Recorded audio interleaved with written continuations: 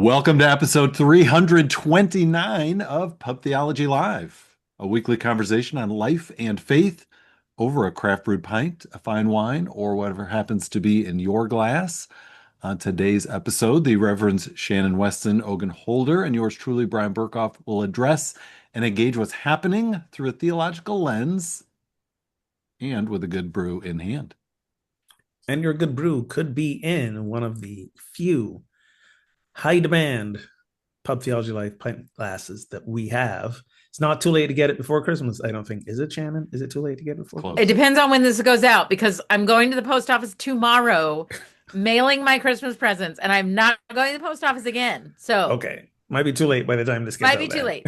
Might But be it too late. could be a New Year's present. Could be a New Year's present. When you become a patron, head over to patreon.com/ptlive. And just for a few dollars a month, you get access to more content, pre and post show banter, all the best football narratives that you don't know that we do. Well, they do. I don't do That the you football didn't thing. know you needed, let's be honest. Truer words were never spoken. Anyways, patreon.com/ptlive. And as always, big thank you to our current patrons. Today we're going to discuss Christmas, unity, and resistance. Woo! So, and this is our Christmas special.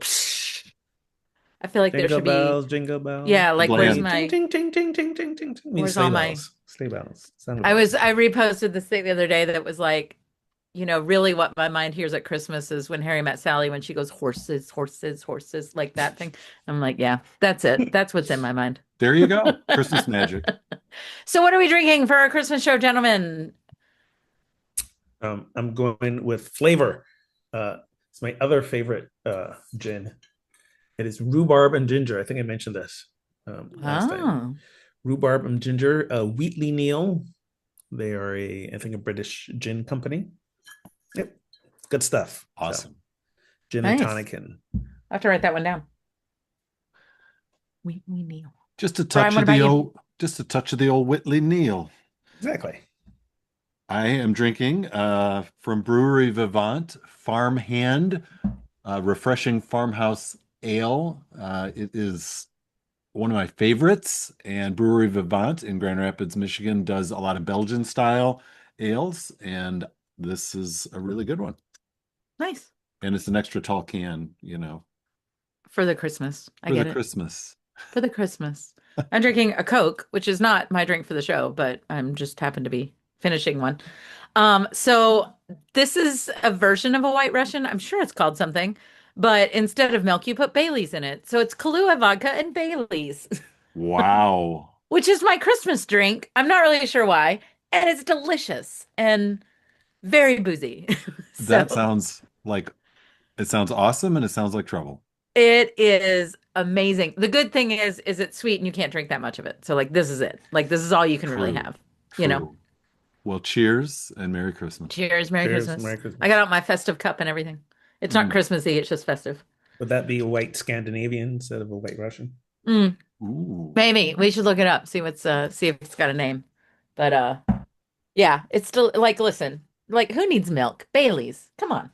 It's like a white Irish. And I was gonna say a white Irish, which is all Irish. I was going to say, was that oxymoron, paradox, all of them. Well, I mean, Uh, Russians white are Irish. kind of white too, but Well, it's the vodka that makes it Russian, so it's an Irish, an Irish Ruski, like a Ruski. a Ruski.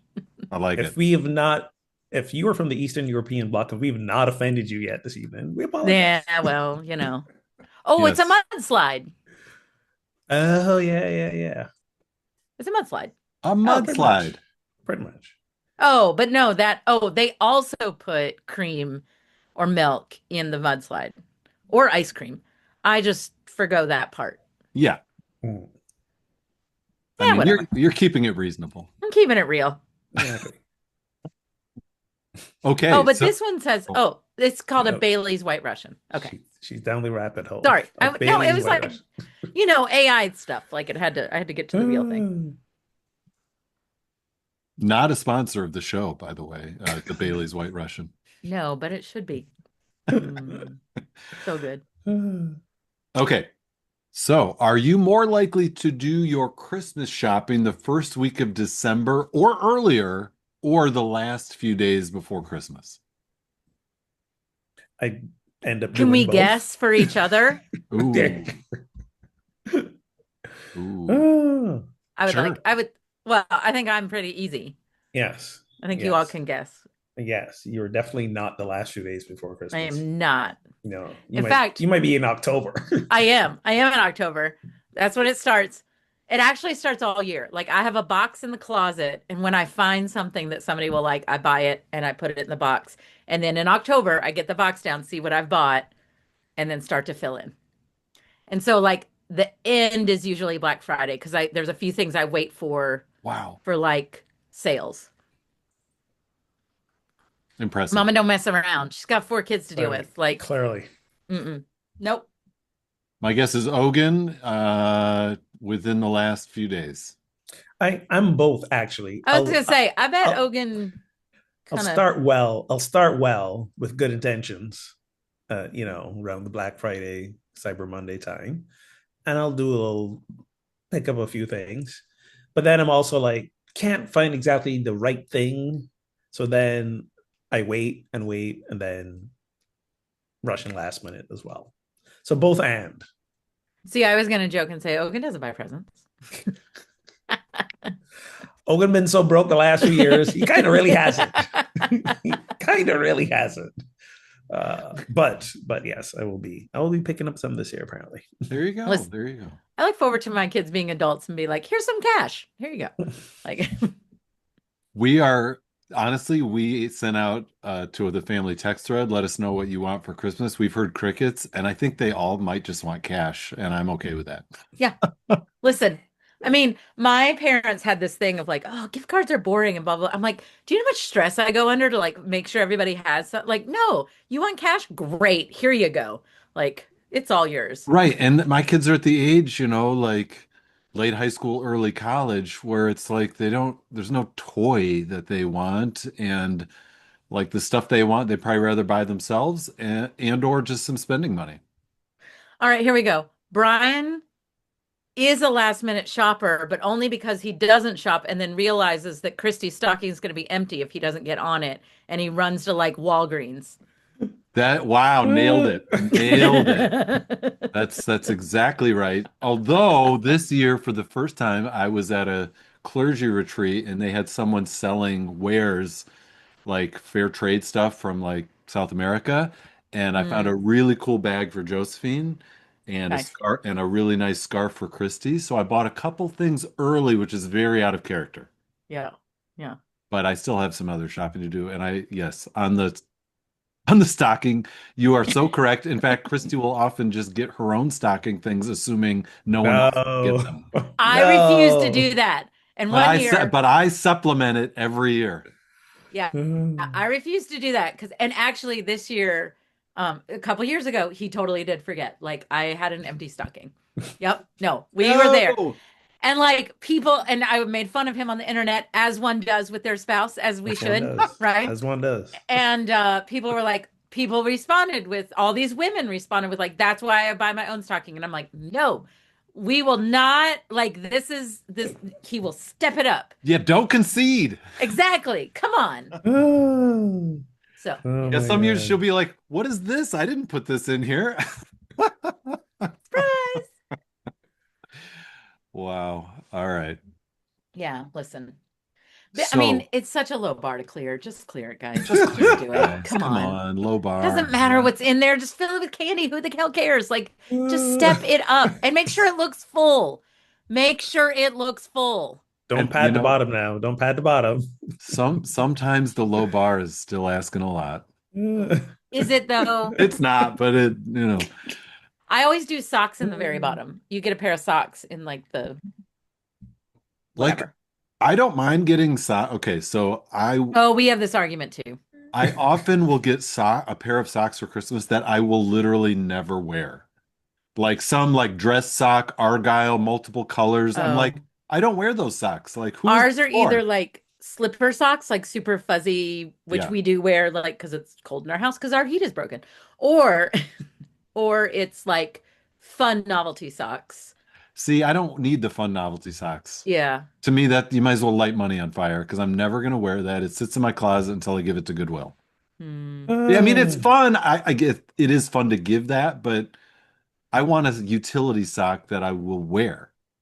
See, my family wears we wear the novelty socks. Yeah, and that's great. You got to know your well, people. welcome to the annual Pub Theology airing of Christmas grievances. I know That's the exactly. us for the rest of us. Oh man, amazing, amazing. Oh, We can't do all it right. after because then it's too personal. But before we can talk about Christmas pasts. All right. Um, so shifting gears to sort of Adventy theme here. There's a text in Isaiah 11, 1 to 2 that is often read during Advent, and it says, "A shoot will come up from the stump of Jesse, from his roots a branch will bear fruit, the Spirit of the Lord will rest on him." It goes on to say the Spirit of wisdom, understanding, etc. And this text is often used at this time of year to refer to Jesus. Is that a fair use or understanding of this text written, I don't know, maybe a couple hundred years or more before Jesus? And how might a Jewish reading of this differ from a Christian reading? And there are a number of texts, to be honest, that we take from Isaiah and read this time of year, applying them to Jesus. You know, the virgin or the young woman will be with child, obviously a great one as well. So let's just chat about that because in sort of the interreligious realities, some people wouldn't see that as an appropriate use of the text. Others see it as just fine. We read this text at my church this past Sunday, but there's always a little bit of me that's like, I don't know. Like I wrestle with it a little bit. Yeah. I preached this text. So I guest preached somewhere and I preached this text Sunday. Yeah. And I didn't engage. I am a very I will admit that normally times of year, like I am not like let's not read backwards, right? Let's not read Jesus into the prophets. I do let that slide during Advent. I It's know, me I too. because I just don't feel like it's time to like really have that discussion, I know. Like I don't know. I just don't. Um maybe that I just and partially because they're beautiful texts, right? They Like are. They're beautiful. And we grew up with them. See, I think that when you don't do that, when you let it slide, there's some people sitting in front of you who know, right? right. Fair. And you're not honoring those folks. I think you do the both and again. I'm always stuck in the middle there. Do the yes, maybe this was a prophecy and it would make sense, or we might be putting Jesus in the text and trying to make it work. Sure. But ultimately, it doesn't matter, does it? Given where we are now and given the story, how the journey, how the story of Jesus's life and ministry, how Christianity has sustained and all the things. Given Well, all of say a little that, more about why it doesn't matter. So can I hear what I see and what I like yeah, go what ahead. I hear and what I hear and what I agree with is that the longing of the people in exile for like so this is where I use this I actually use this text to talk about the hymn O Come O Come Emmanuel because I'm guest Yeah. preaching so. And there's a verse in O Come O Come Emmanuel of the root of Jesse. Right. Mhm. And so there are people in exile who are desiring to go home, who are waiting for the rising up of the lineage of the king. And Advent is the time of darkness to light, of preparation and of waiting. So whether we're waiting for the Christ child or whether we're waiting to go home, like that sentiment of Isaiah is the same. And so when like it on this side of it, like does it matter what they're talking or who they're talking, if they're talking about Jesus or not? I don't think it does matter. What is similar and why I think it's okay to use these texts during Advent is because the longing is similar. A longing to move from the state that we are to a better state, to reconnect with God, like exile. And again, because I appreciate it, exile means to wander away, right? So Mhm. instead of being punished that we were pushed out from God's sight, we wandered away from God, and God is constantly chasing us, saying, "Come back, come back, come back." Again, this is my Advent language, right? Yeah. And so we have to do the preparation to to get back to that place where we are connected again, where we are one again, whether that's through the Christ child, whether that's returning to our homeland, like whatever that means. So to me, that's where they link, is that longing, that desire, that darkness to return to God. Yeah, that word that God has not forgotten you, no matter how dark the times or whatever is happening, socio socially, politically, etc., Yeah. historically. So that's probably farther than you were taking it, Ogun, but that's where I So yeah, say a little where my more mind about the went. why it doesn't matter. Because ultimately, for me, this season is about, in many ways, we're commemorating the birth, right? The in many ways the beginning of the story, Yeah. and that story is culminating in the life and times of Jesus and the message of Jesus. So, regardless, for me, it doesn't matter if, yes, we can retroactively say Jesus is Messiah because of these passages, or we go, yeah, you're trying to again force Jesus onto these passages. They really aren't related. Either way, the message the message lives on. The celebration of the message begins today. The message in many ways stands alone from the prophecy or the lineage, Messiah, not Messiah, right? The message and how we live that message superseded all that. So it kind of doesn't matter Hmm. whether Jesus was the Messiah they spoke about or whether he was just this itinerant preacher who got lucky after the fact. The message, Wow. the message still stands. It's still relevant. It's Hmm. still important. Otherwise, we wouldn't be talking about it thousands of years later. What I and I didn't hear any of this in what you said, but what I do think matters when we have this discussion is that what happens when Christians say this text is about Jesus is it takes away, Brian, to the question that's written, right? Like it can remove the Jewish understanding. It's called something. It has a word. It has a theological word when I you know do what that. you mean. It's like supersessionism or something like that, right? Yes, exactly. Where you read these Where you texts. say our reading is the correct reading. Yes, exactly. And that's where it is a problem, right? Like that is a problem, Yes. that like the historical context is gone and the blah blah blah is gone, and this is about Jesus. Um whatever, like, Yeah, but and I that's where it think gets dangerous, and. exactly. And I think all the three of us, and I'm sure many of our listeners, are more comfortable with there are resonances throughout scriptures that show up again in other places. And can there be a resonance without saying this is the complete understanding of this text? It can have its own understanding totally apart from Jesus, and we should respect that reading as well and acknowledge room for that reading. And I think if we do it in that spirit, it is a more generous and more proper way to deal with texts like this. And I don't think we have to just get rid of them as Christians because they're also part of our scriptures as well. But I think being honest that we have friends, whether they're friends we know personally or just co-religionists in the world who don't read this the way we do, and we want to honor that as well. And especially texts that come from a religion older than ours, right? That we Mhm. inherited this, and we want to and acknowledge that. and for some who are still waiting for this to happen, who see this Right. prophecy Yes, as a Messiah that is still that coming, is yet to come. that is yet to come. And so us putting our stuff onto it, it shouldn't negate that longing, that that religious experience at the same Yeah. time. Yep.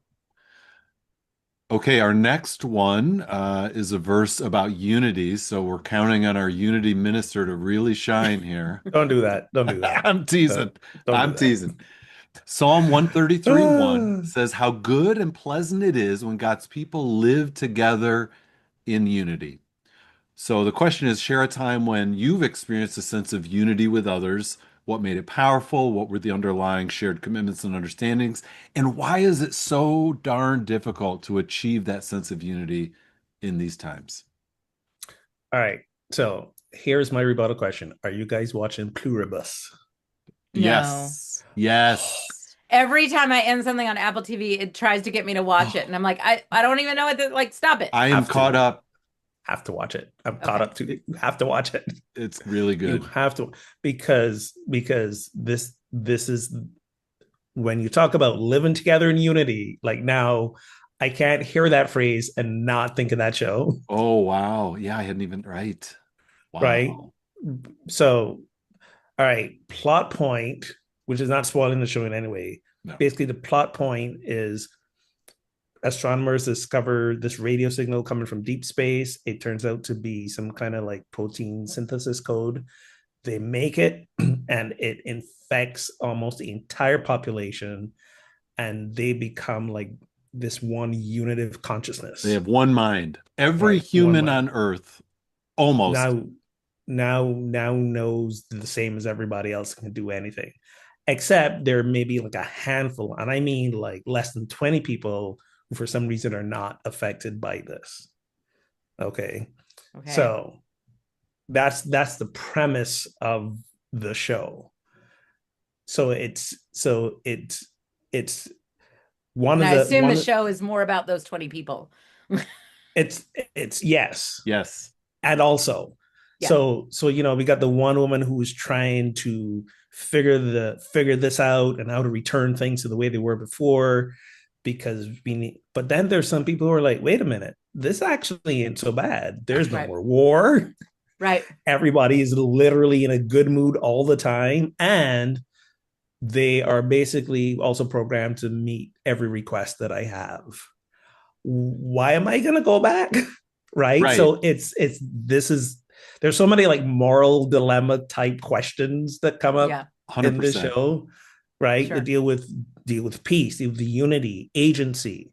Like, Yeah. why is it difficult to achieve unity? Well, how are you defining unity? Like, we are all exactly getting along, we all believe the same thing, then where's our agency in that? Where's our individuality in that? Can you have true unity and difference still exists? Like, Hmm. Right. so that all these questions are coming up in this show, and it is like it's a good time. You have to watch it. It's good. Please bump it up, Shannon. Pump it up.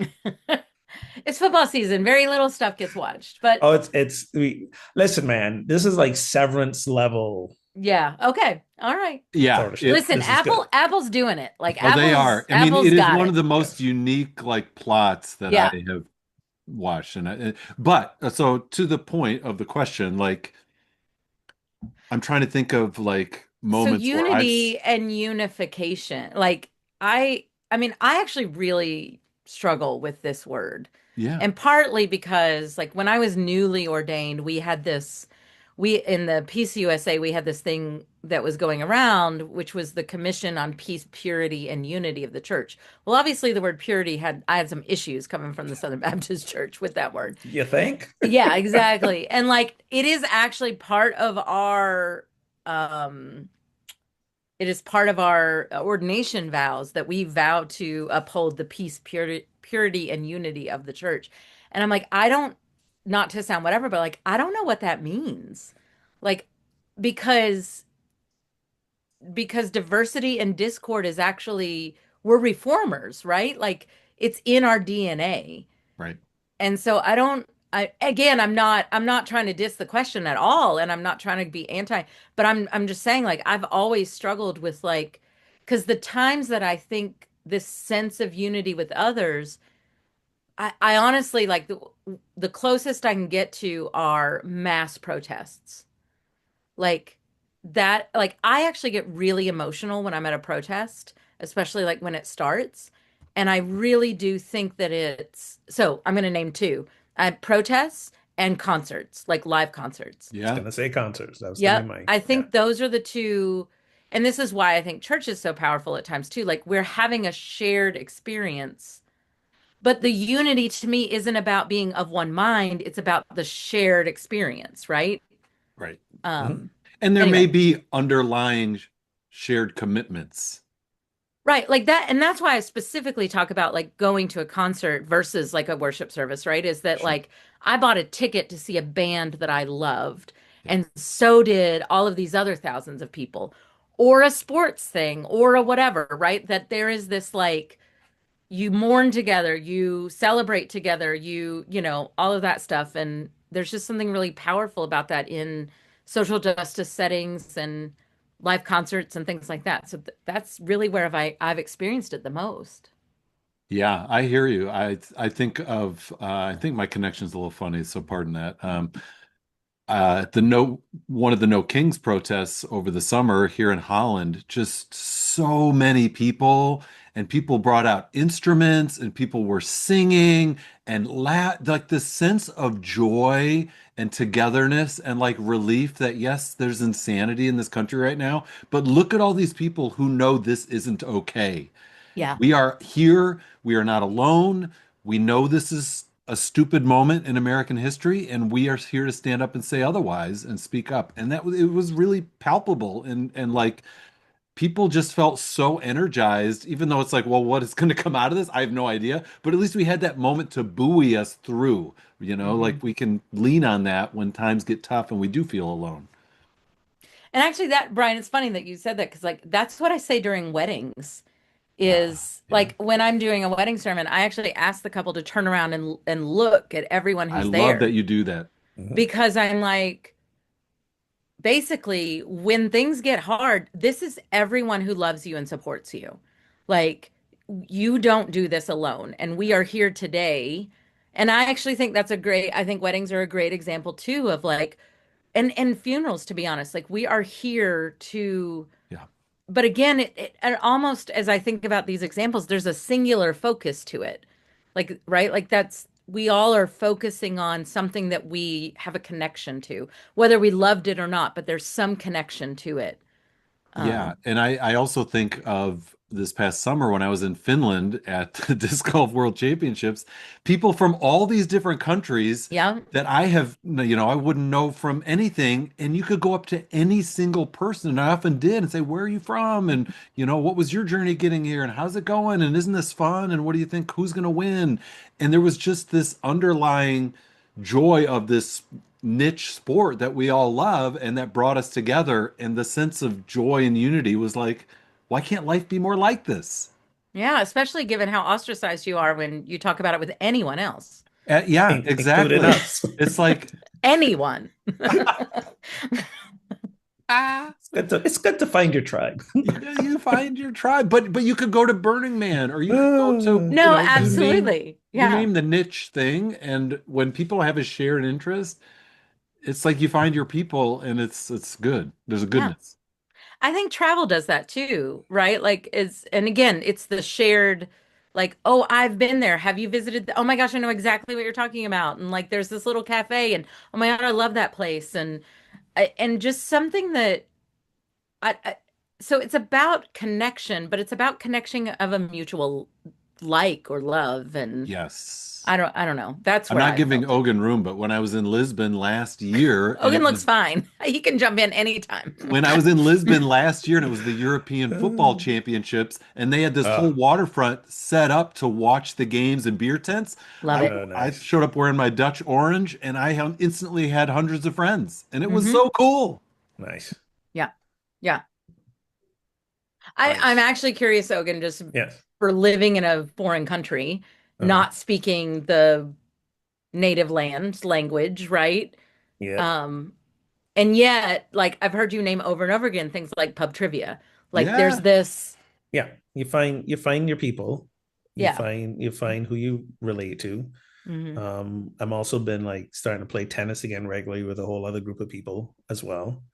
So yeah, you find your niche, and I think back to that part about the why is it difficult to achieve in these times. I don't think it's that difficult if that's what we really wanted. Hmm. And I think part of us, like really deep down inside, um, either thrive or have been thought to thrive on the divide. And I think social media is responsible for a lot of this. How how politicians have politicized everything that didn't need to be politicized, right? So now a common sense response is viewed through the lens of the political context Of and partisanship. of partisanship. Exactly. So I think that's why it's difficult, but at the same time, if we made a collective agreement to go like, yeah, we're not going to do that, Yeah. then I think it wouldn't be that hard. But it's scary. It's scary, and I think that's what it is. And we're more and more dependent on the wrong things, and that you know divide is going wider. But Hmm.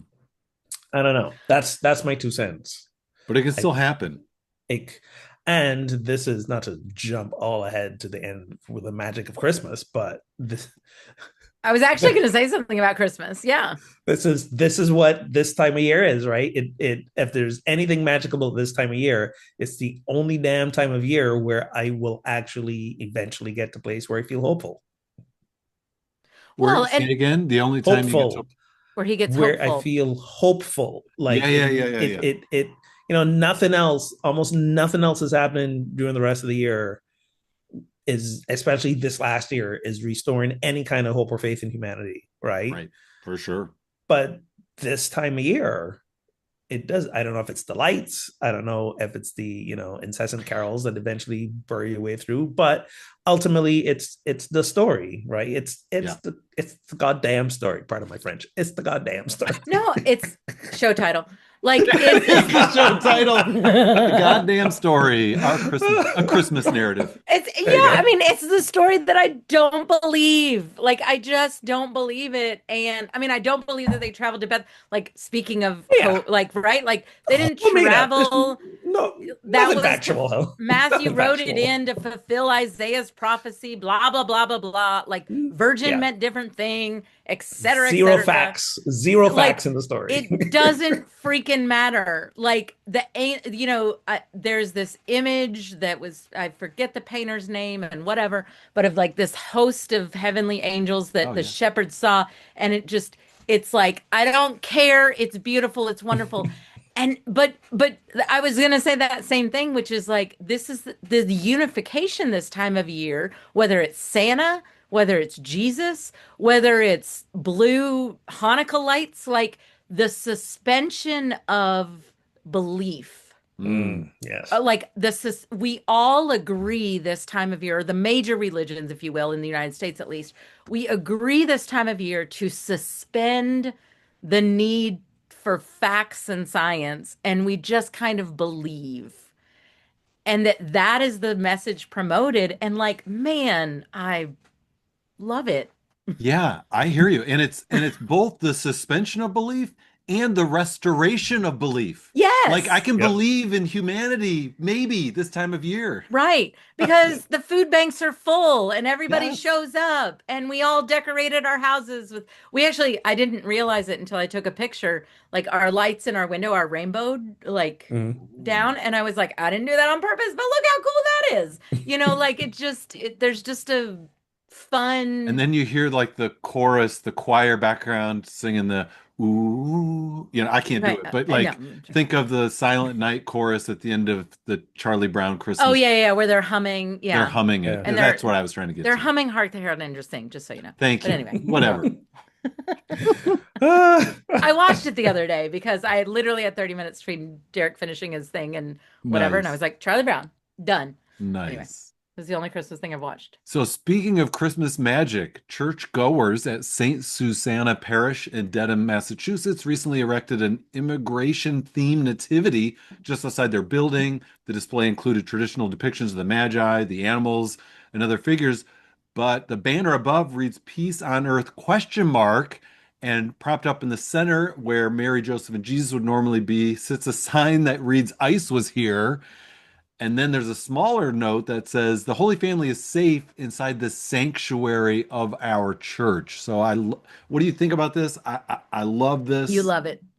It's this sort of resistance putting out this holy story of the Holy Family and what they faced, threats of power, um, and that's what's going on today, and that there's a lot of so-called Christians supporting it, and this puts it right in their face, right? Yeah.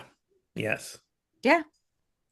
I think it's very creative, and it does send a strong message, and it's it's interesting because we also kind of say part of the narrative is like the family were a refugee family as well. Right. Like we talk about if Jesus showed up today, given the message that he gave, that's written in the scriptures, how would he be received? How would he be treated? Right? Would they think he's a socialist? Would they brand him a socialist? Would they do this? Would they do that? Would they actually follow the teachings if he showed up today?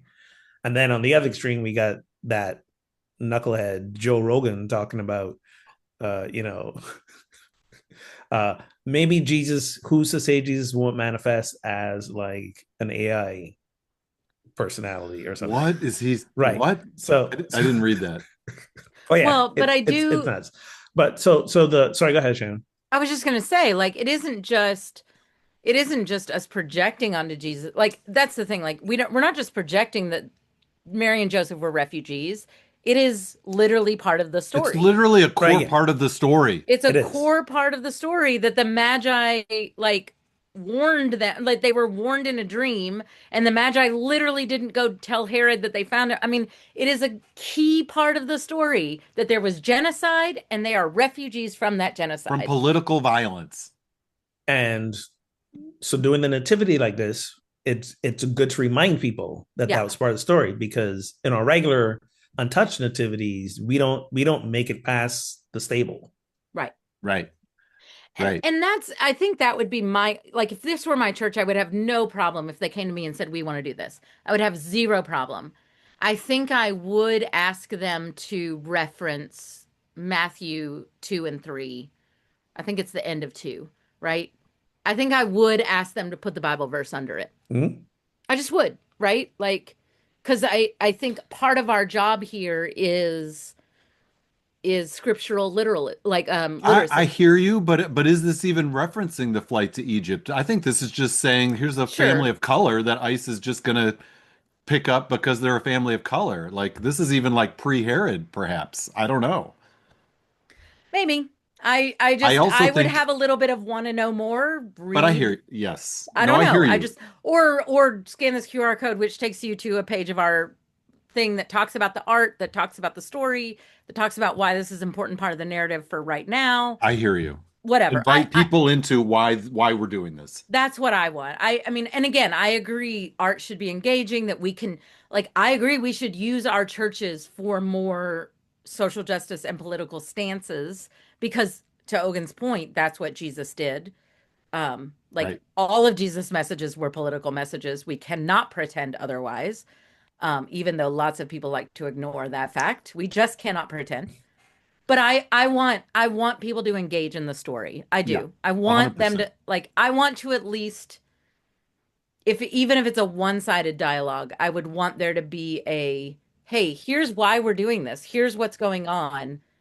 Here's what like it's And as it's also us reclaiming that part of the Christian narrative, exactly. right? Yeah. Not just giving it away to the Yes. nationalists and Right. their weird brand of shit. Like That a this is progressive yeah. right. This That is a progressive Christianity liberal too. church is still scriptural based. Exactly. Exactly. Yeah, and trying to speak the common language of scripture with people who are endorsing these things that are frankly anti-Christ. Right. And I Precisely. also, even though we don't normally depict this, but we could have the scene where Jesus walks on the water and the disciples in the boat, except have an exploded boat of fishermen and then just say Pete Hegseth was here. You could. You could. Brian No, you Brian could. Brian unleashed. But again, I doesn't think make you sense found if your you don't calling. reference it. He's found his calling. And then he goes, "Oh no!" Anyway, the Yeah, Lord. and then two disciples are still alive, And Peter goes, I "What the can't. fuck?" No, and then anyway. the second missile. It was a double tap.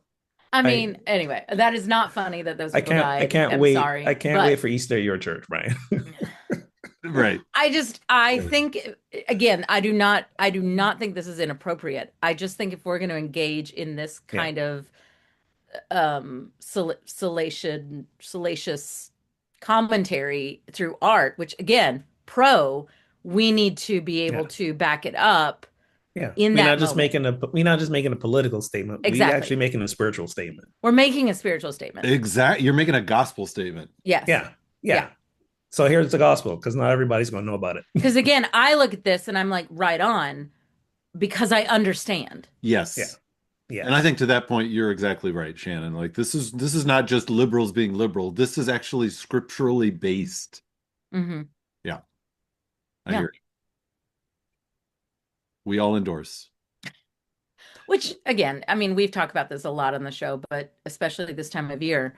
And what we just said, there's a moment to suspend belief and be like and like live into the sensationalism of an angel coming and a blah blah blah or Right. whatever, where that actually brings a hopeful narrative to the story. And then there's times when we need to say, no, this is why we Yeah. deeply believe this. Yeah. And this is what the story says. Again, I mean, whether or not there was a mass genocide of 2 year olds and under by Herod, I don't, I, anyway, I know a lot about the history of the genealogy part of there being a census or not, which historically there says there wasn't a census at that time. But anyway, like I don't know enough about whether or not there was a genocide historically at the time. Um, But the but point is, the but the gospel writers framed it in this political context for a reason. precisely. Yeah, And so we're still following the gospel in that moment by correct. yeah. Correct. So, speaking of Christmas magic, Norman Vincent Peale wrote, Christmas waves a magic wand over this world, and behold, everything is softer and more beautiful.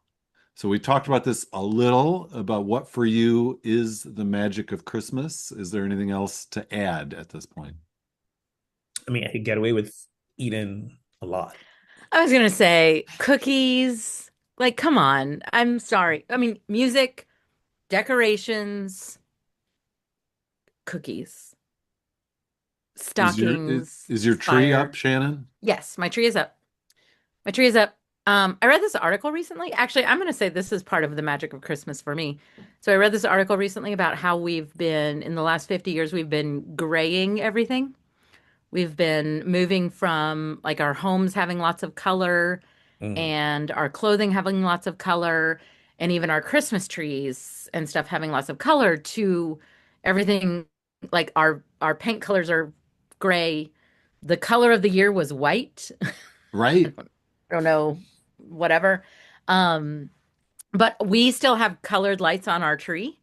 And Mm. like as you drive around our neighborhood, white white twinkle lights, white lights on the tree, things like that. So part of it for me isn't just the lights, it's like the color that gets brought into our house. I am in favor of colored lights, but we have white lights.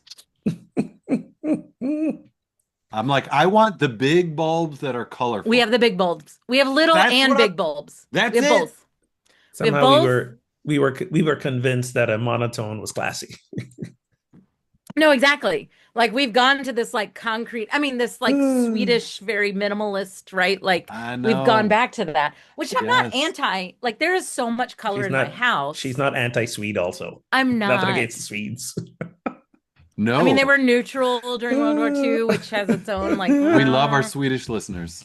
we love our Swedish listeners, but like you're also having a resurgence of a Nazi party. So like get on that. We'll get Yeah, on but ours, you get on I was yours. gonna say who isn't these Right. Who days? isn't? I mean, we're all there. Um, Wow. Oh Uh, no, but gosh. I mean, that took a turn. I, I used to, before we had a cat, or a dog that couldn't sit still. Like I used to literally lay under the tree and like look at the lights like that, or like lay on the couch and Our like stare. cats do that now. Yeah. Now I read a thing where I was like, I'm going to lay under the tree so my children realize what a gift I am. And I'm like, Yeah. yeah, right. Oh, my work is done Nice. here. I love it. Nice. But there's no, I mean, my kids aren't Mm. little anymore. There's no Christmas magic anymore. Oh, okay. I'm Yes. sorry. There is one thing. What's the one thing? We do Christmas pajamas. And by the way, See, I do there you go. not force our family to do it. Our kids freaking love it. Hmm. So much so that last year I was like, guys, it's too hard.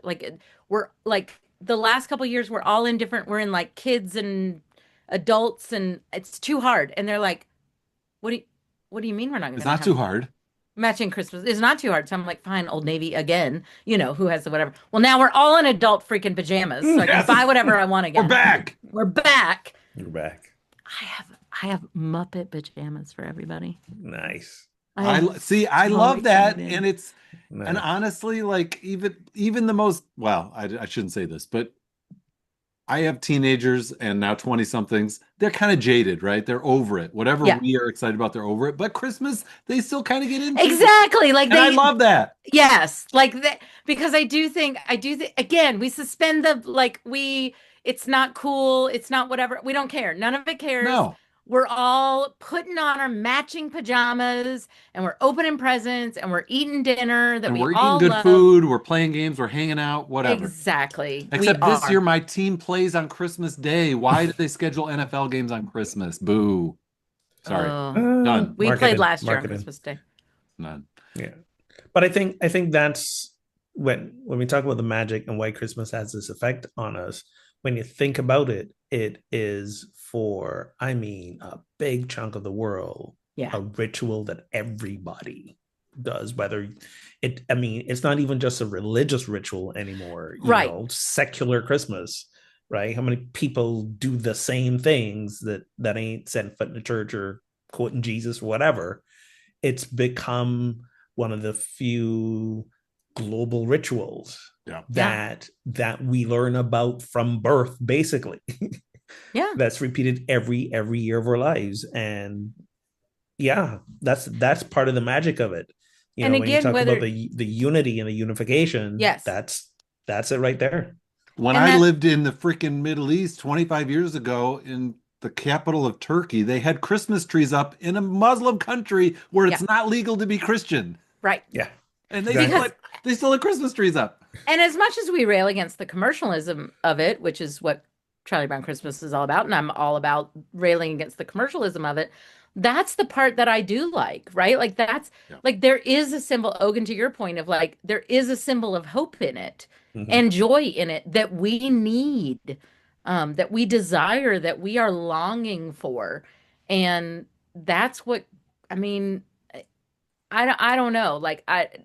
I don't think that a present creates the magic. I do think Yeah, that there's something about the spirit of it. There's something about the air this time of year. And again, like let's be on at least in the northern hemisphere where it's freaking cold and we're mm, having to go inside and yes, we have multiple more months of it, but at least we get to put up some freaking twinkly lights and right. like Yeah. feel cozy, right? Like we fake ourselves into saying it's okay that it's this freaking cold, and like, oh, look, snow, yay, like whatever, right? Like, but again, that's the suspension of belief. I'm all for it. I I am all for it.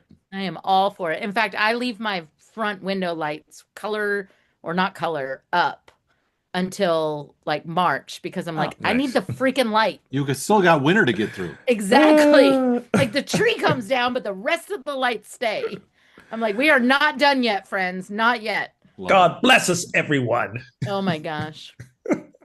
I cannot. We always watch a Muppet Christmas Carol like with the kids after. There's a new Fraggle Rock, you guys. There's a Christmas I Fraggle saw. Rock. I saw. What? That's very Apple is exciting. killing it. They're killing it. I don't Wow. mind. I don't care. Apple is a terrible company that I'm giving all my money to because they're freaking killing it and bringing back Fraggle Rock. I miss watching Die Hard with Joy. That was our ritual. Right, Oh, exactly. We watch Muppet Christmas Carol, and then we inevitably go down this rabbit hole. And like, listen, Derek and I are drunk at this point, but our kids are not, and yet somehow they go down this rabbit hole with us of like weird, obscure YouTube clips of Muppets. Like yeah. that's just who we are. That's what we do. on Christmas. Love it. Anyway, that's enough for me. So thank you, friends, for tuning into our Christmas episode. Brian, I expect jingles at this point. We'll, liven it up. You can show your love for the show by becoming a supporter on Patreon, get access to pre and post show banter and more. Visit patreon.com/PTLive to get started. And a big thank you to our current patrons. You can watch full episodes on YouTube. Our top cities tuning in this week are Tukwila, Washington. Wow. Nice.